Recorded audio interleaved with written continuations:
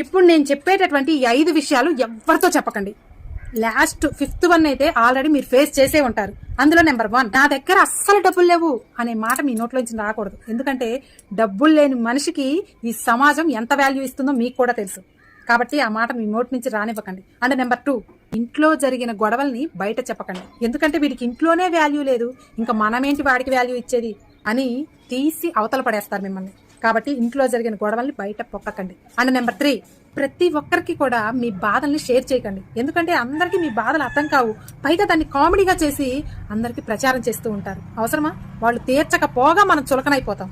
And number 4, life లో మీరు ఎలా ఎదగాలి అనుకుంటున్నారు అన్న విషయాన్ని ఎవరితో చెప్పకండి. ఎందుకంటే ఒకళ్ళు దాన్ని కాపీ చేయొచ్చు, లేదా మీరు ఎదగకుండా ఉండటానికి మీ కాళ్ళను పట్టుకుని కిందకి లాగే అవకాశం కూడా ఉంది.